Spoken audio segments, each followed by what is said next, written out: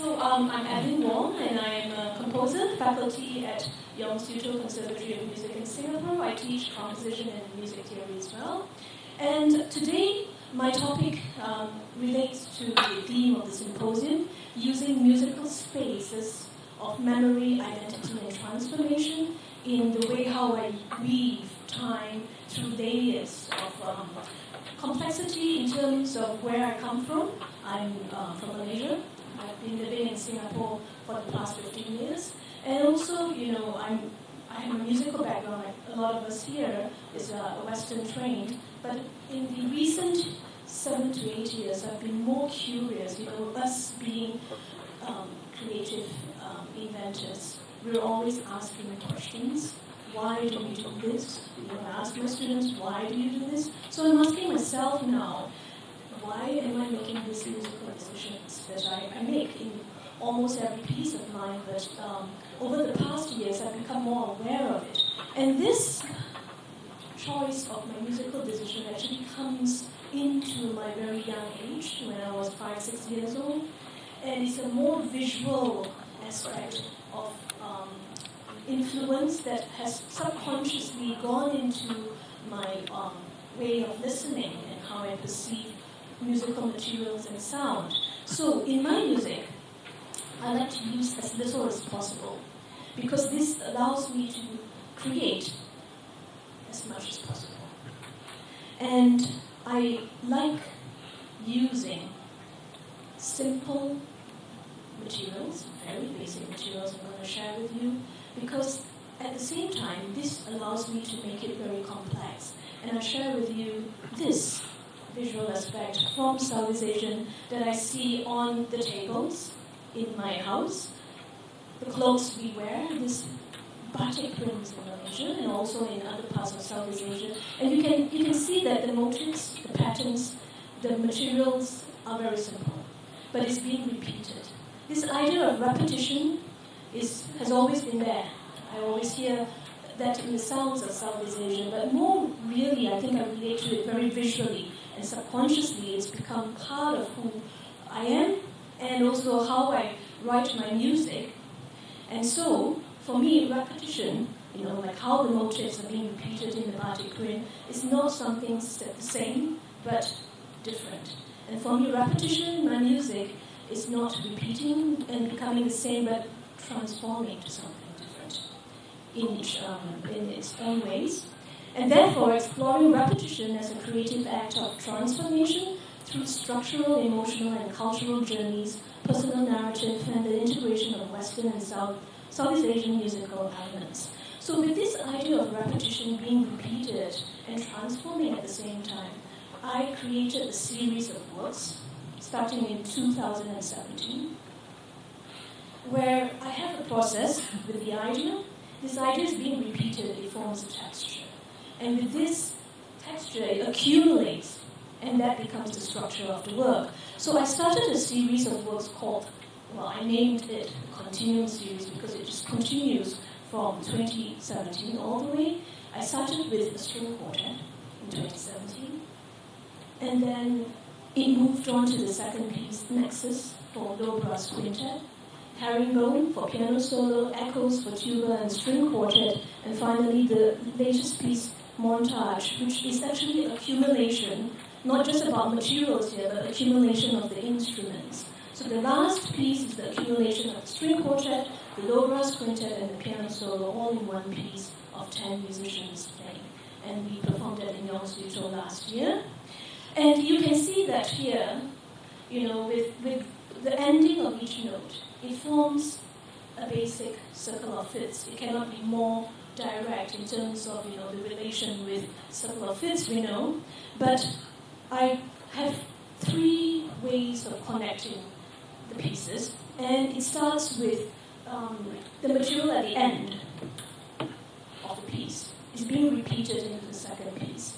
But because each piece starts with a different instrumentation, it becomes something different, even though you hear the material again in the beginning. And that's the first concept. The second is I have a very simple material of motif it's a combination of minor and major seconds, and this is used throughout the 5 pieces in the series. And the last is, as this few series of the pieces are composed throughout the series, you generate new material as well. You start to collect new sounds, and then that becomes something organic, and it grows more and more, and it accumulates to the last piece. So this idea of repetition, it relates to using structure, forms, and patterns in the initial series that I started since 2017. Later on, to continue this idea of series and continuing, this particular way of writing in my pieces. So I'll just go back to the very simple motive that's being used. I came up with a new series called the Bell series, which is what I want to share with you. And the first piece is actually that started with this piece called Radiance for Orchestra. This was commissioned by the Singapore Symphony Orchestra for their Christmas concert in 2021. And this, being for me drawn to repetition patterns, this draws into a different kind of strand of Southeast Asian cultural influence, which is the colonial heritage. So here, I draw the inspiration for this Christmas piece using the bells from St. Andrew's Cathedral in Singapore. And through my research of this cathedral, I found out that it has a complete peal of 12 bells. And it uses the traditional way of bell ringing method. And with that, I came up with this bell ringing technique where I used repetition and patterns and found the set that's called Christmas Delight Maximus, very related to Christmas. I saw this and I used that. So this is the bells that you find in St. Andrew's Cathedral, all 12. And what's really interesting is it has an additional bell, which is the flattened C natural. You see that it starts with A all the way down to D. And it has an additional flat C natural. So I use this as the basis of my material that you will hear. I'll just play very, very short excerpts of it. And I use the flattened 7th degree to get that kind of Mixolydian kind of modal flavor to it using this. And I devised my own system from this bell ringing method. And from there, I get the whole collection of pictures. So when I wanted to do more research onto this, and I wanted to go and record the sounds and watch them rehearse the bell changing. And when I called the office, they said, and also to comment that this was commissioned just right after COVID pandemic. So when I called the church secretary, she said, no, you can't come down because the bells haven't been rung since COVID pandemic. And so I said, so when will the bells be rung? I said, well, it will be during Christmas. So immediately I thought, wow, this is really something very meaningful. I could use the bells to kind of as a symbol of hope coming out of pandemic in 2021. So I reserved this part of the bell ringing towards the end of the piece. That kind of relates to this tuning from the St. Andrew's Cathedral, the bells here. So let me just play for you the opening, which has this resonating sound of the bells.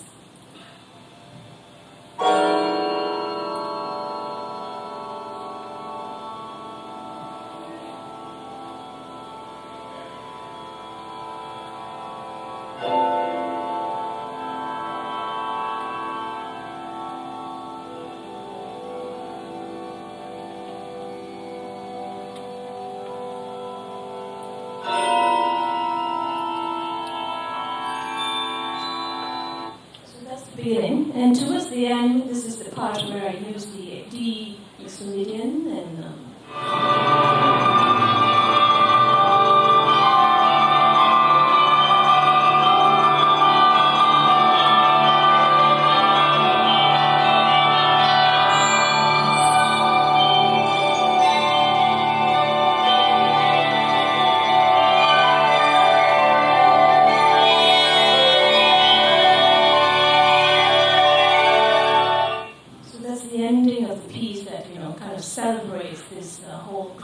celebration and coming out of the pandemic.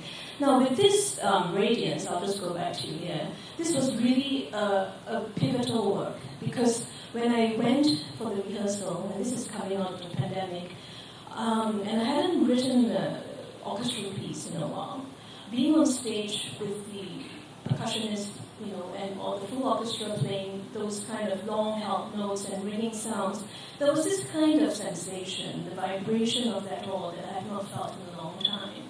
And this feeling was also very familiar to me, because I was thinking, our Southeast Asian also has bells, and that relates to the gong in Southeast Asia, and also the gamelan, where we ring and it's made of metal and it rings. So then I continued this process, repeating the sound, the resonating sound of bells into my next series of pieces, which is actually using repetition not as a form so much. It transforms into a sound and the way I perceive how repetition can actually shape in different ways relating to our Southeast Asian culture. So the first piece that has this gong element is what I'm going to discuss, called Sembilan. This was, let me just go here. Yeah. So I'm Malaysian, and I looked into this state of Malaysia, which is Negeri Sembilan. Some of you might know. See a student from Malaysia here. And yes, so with the way I write based on patterns and accumulation, so naturally I looked into Sembilan because the state is formed by 9 smaller districts that form the entire state. So you have 9, it's all in colors here. And also, Negeri Sembilan is home to the Minangkabau people who migrated from West Sumatra, Indonesia, as early as 14th century. So you can see the migration there. So with this, I used the 9 districts as a kind of symbolic number, 9. And I devised 9 small motives and gestures, which are related actually. And it's repeated and transformed throughout this very short work of 6 minutes. So let me share with you. So these are the 9 gestures. They're very short, but they are related. So for example, you see number 1, there's a trill, but it relates to motive number 8 that becomes a little short phrase in the oboe. And number 2 is very important. It's this curved shape, and it relates to number 4, which is an inverted arch. It comes down, and also number 5, which is a slightly more developed way of using that curved shape. So that's how I use those motives that repeats itself based on 9. And also the instrumentation of Sembilan, it shares the same sound affinity to the traditional instruments. I see Scorpio here. You talked about the talimpong from Sumatra. So in Malaysia we call it the chap dempong, which is, you can see there, the cattle gongs. So here, the chap dempong, 2 small cattle gongs arranged in a row of rack. I use the Western instruments of Anglocan and vibraphone. And we have the sarunai, alright, so that kind of relates to the sound of the oboe in the Western instrument. The gendang, which is a double-headed membrane, I use the conga drums. And adwak or dole, which is used, hit using wooden beaters, with a different sound. I use a wooden board struck with hard nuts to get that kind of more dry sound. And hanging gongs, I use hanging gongs. So I follow the kind of traditional instrumentation that used in a Western instrumentation setting. And there are 3 performers. I'll talk to you why I've chosen 3 performers. It has to do with the Minangkabau, 3 pillars of Minangkabau society. Here, you have 3, the tigo, tungku, sajarangan, the 3 stoves that we heard. First is the religious figures. Then you have the scholars or enlightened elders, Chalia Pandai, and Nenek Mama Puja ancestors, the head of tribe. So with these 3 layers of society, it forms the ecosystem of the Minangkabau culture. So the 3 performers, they kind of interact with each other to show that kind of connection with the society. as well as, so let me just show you the rhythmic temporal layers. So with the ancestors, I use a very short kind of articulation. It's a very kind of more conversational-like rhythm with shorter note values. So that's the first layer. And here you have the scholars or enlightened elders with a more, predictable and very well spaced out rhythm, but also uses the way of the dampening of the vibraphone. It's almost like the gamelan way of playing. And you also have the religious figures where it is more solemn and respected. I use this motif from the 9 motifs earlier called the resonance motifs, where you just hit the gongs and the other instruments that mimic the gong sounds once, and it kind of just stays there and resonates. So with these 3 layers, it kind of shows how the 3 performers interact within this ecosystem of the Minangkabau's culture. And this piece is something different for me because of the way of the 9 motifs and gestures are being used. It's very sectionalized. Now, most of my pieces I've written, it's always kind of in a linear fashion. It's a very one direction going into a curve. But with this piece, I started thinking of forms where it does not need to be connected. It is more separated. So it's very short and sectionalized. But at this point, in the moment, in the middle of the piece, it becomes very different, where the 3 performers relate to one another, kind of forming this very balanced ecosystem of the culture. So I'll just play for you a little bit of that, where it suddenly becomes very harmonious, and you actually feel that you can actually relax and settle into it, rather than the more sectionalized and unsettling feeling of the earlier sections. So here is just a little bit of it.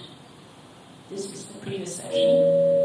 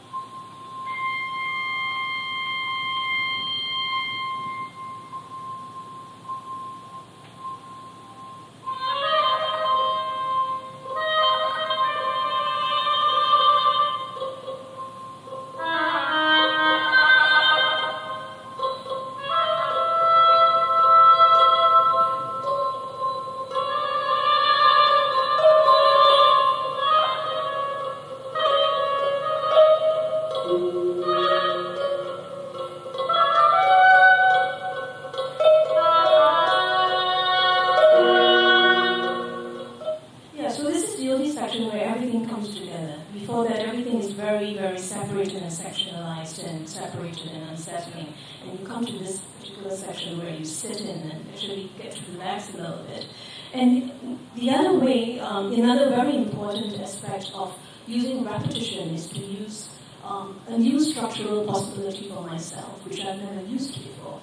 Now, this buffalo horn-shaped roof is very, very significant in Minangkabau culture. I remember when I was a kid, sitting behind and my parents are in front, and I'll come across this, driving through Negeri Sembilan, there's this, in the state of Negeri Sembilan there's this curved kind of structure on the roof, and I would ask my parents, why is it like that? And that still sits in me. And when I was doing more research into this just became something I featured as a repetitive gesture using this shape. So I featured that in the motifs, as you can see here. It goes up and, the other way coming down, and it develops into something slightly longer. And then the most important is this shape, then ascends all the way to the top, to the peak of the piece, which is right at the end. And throughout the piece, there's a very unsettling, meandering, and wandering quality about it that it doesn't settle at all. And I'll come to why in a moment when I do my conclusion. So here, you can see that in the last part of the oboe, where it's only just circling around a few pitches, it doesn't go anywhere for a few bars, and finally it takes off to like the roof, it just takes off to the high point of the roof, and that's it. And the gong sustains the sound, and it kind of takes us to infinity, where the sound still rings, but it just creates that resonance for me, at least. So here is the part at the ending.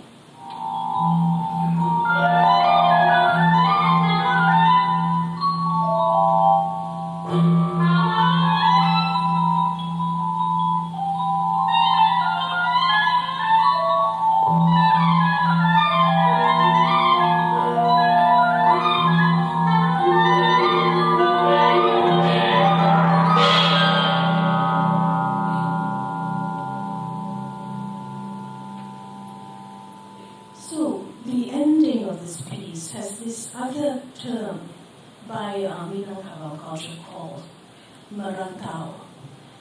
Merantau, or from the word rantau, means to wander.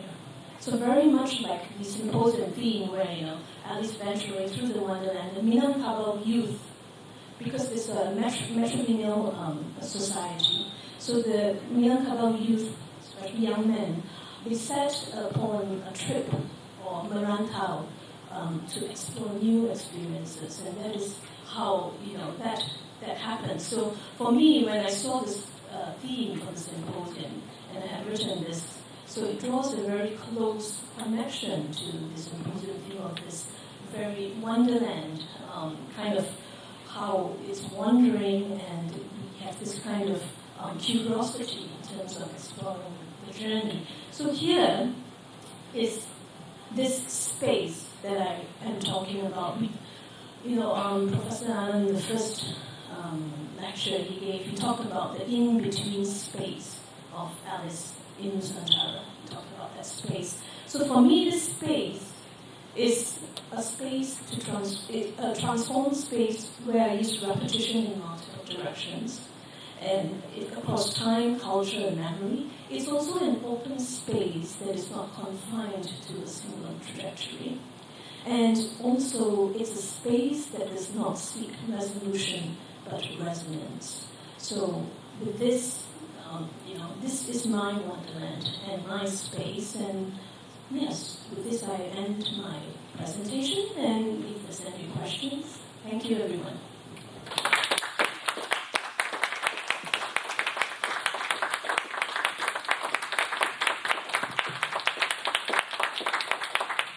All right, are there any questions? Yes? Cloud. Hi. Thank you so much. So enlightening. I just want to ask everyone, the bells in the St. Andrew's Cathedral, were they already named, or did you think that? Oh, no, they're there since forever. So the bells, they're all, if you go to the website, it's all there. No, I didn't give them the names.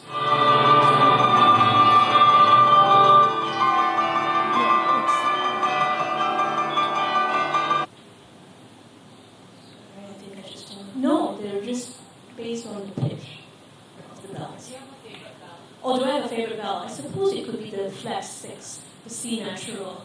Yes, I really like that because I'm curious why that is there, and it adds to a different flavor that takes us away from the D major scale. So yes, that's my favorite one.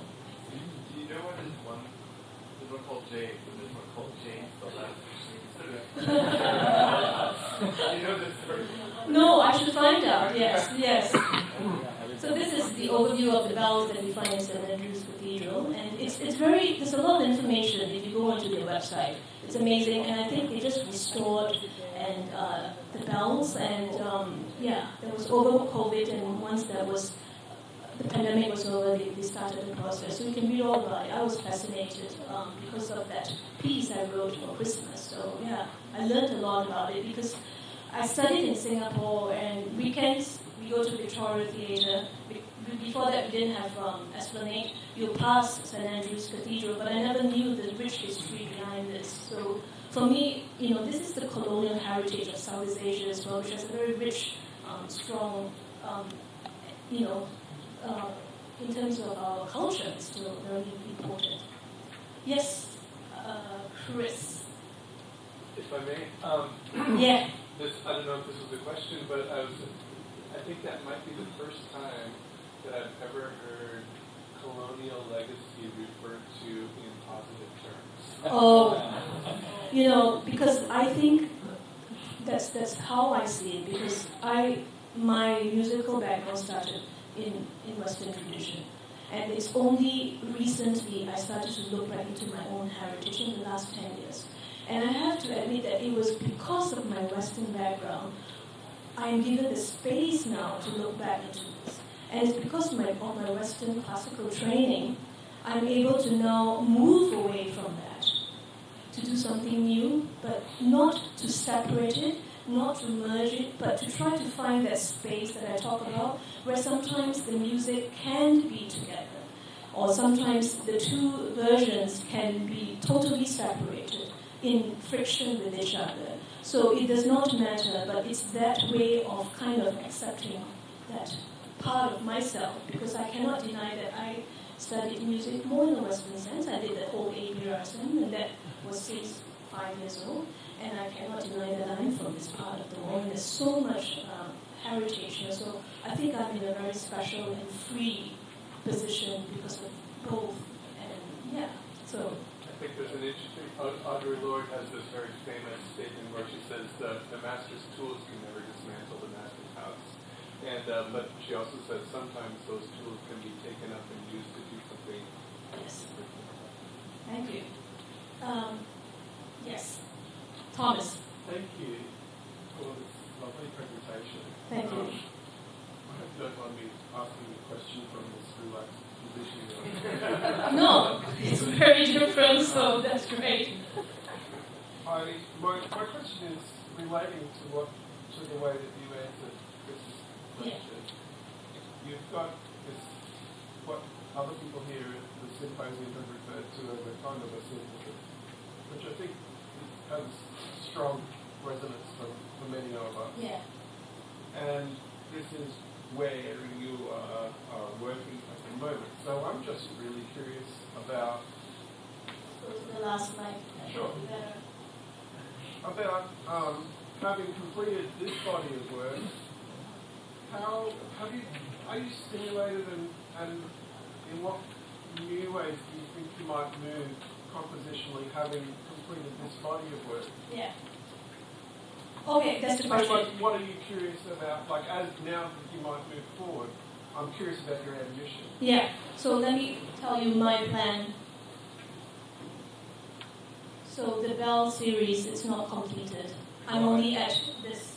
So my next piece, I'm going to continue to investigate into resonance, probably harmonies that I can find. I might even go back to St. Andrew's Cathedral right now because I can, and work and record sounds. And I would like to probably work with more, I've not dealt with electronics.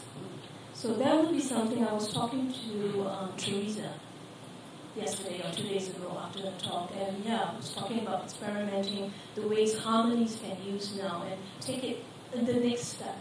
So I envision myself working in series because of the way I can handle the material, and the material is the same but imagined very differently. Or it could be project-based on one topic, and I see how the topic could be viewed very differently. So so this is the direction to answer your question. So I could come up with a next, after this, I think I've had enough. I am writing a new piece for a string quartet, so perhaps the part of those harmonies can actually work with electronics. So let me see. Yes. You've got several string quartets now. Yeah, I have. How many? I think 3 or 4. 3, I would say 3 that I'm happy about. Yes. There's more, but I think yes. I'm very curious about that. So I've got a quartet who I So empat means four. So this string quartet is written using the gamelan sounds and it's prepared. So I would like to share that with you. Yeah, it's prepared string quartet. Also. Yes, Bernard. Thank you very, very much. Just Thank you, taking Bernard. Chris's point further and recognizing the students in the room, and knowing your music now for 15 years, that actually the pieces you wrote for the Malaysian film. Yes, with the one you did. Yeah. There's a really interesting thing in which you're much more conscious of the process, but the language, the way you work has always, that essence has always been there. Yeah. So it's a bit of self-discovery that Yes. one sees. It's not like your music sounds different No. it sounds evolution, Yeah. it's evolving, but it's always had that sense of the repetition even before you became. Yes. And a very powerful consequence. But the second one was just to share that one of the things that was really interesting when we brought 30 of the most energized under 30-year-olds from Southeast Asia together, probably about, it was 2019 I think it was, Chris, one of the first things they came up with was that positive energy connection to fusion, recognizing that all of these elements contributed to what constituted the contemporary identity. And it was a shock to us, actually, because we were sort of trying to bring to the room the idea of what would be uniquely Southeast Asian. And none of that group wanted to talk about something that was distinctively Southeast Asian, except for a concept of fusion with all of these, so in other words, seeing all of these inputs as a sort of positive positive sort of interaction. It was really beautiful, actually, that session. So I was curious with the students here, whether you see this energy of what is local and what comes to you from the world as something that it all belongs to you, or does some things mean more than others? Any thoughts? Should I translate? Maybe. Okay, I think we should translate. อาจารย์ก็ถามว่าเมื่อกี้คุยกันเรื่องที่ว่าถ้าถามตรงๆว่าถ้าอาจารย์ถามว่าเรามีความรู้สึกว่าความเป็นตะวันตกหรืออะไรก็ตามที่เราเรียนตอนนี้กับความเป็นโลคอลเนี่ยมันมีอะไรผสมผสานหรือเราสนใจเรื่องมันมีอะไรที่ทำให้เราเป็นเราตอนนี้ไหมแล้วมันเกี่ยวกับตัวเราอย่างไรบ้างหรือเรามองเรื่องนี้อย่างไรบ้างเมื่อกี้เรื่องที่เขาเขียนคือเรื่องมองที่ว่าประเทศที่ถูกประเทศอื่นของมันไม่ติดคอมาก่อนเช่นอังกฤษคือสิงคโปร์อย่างเงี้ยเป็นต้นแล้วตอนนี้เขามองว่ามันคนเจเนอเรชันเขามองเป็นเรื่องแย่แต่คนเจเนอเรชันตอนนี้เขามองว่ามันไม่ใช่เรื่องแย่เป็นเรื่องปกติเรื่องที่ทำให้เราเป็นเรานะครับว่าเรามีความเห็นกับเรื่องแย่ครับภาษาได้หรือไม่ Anybody I translate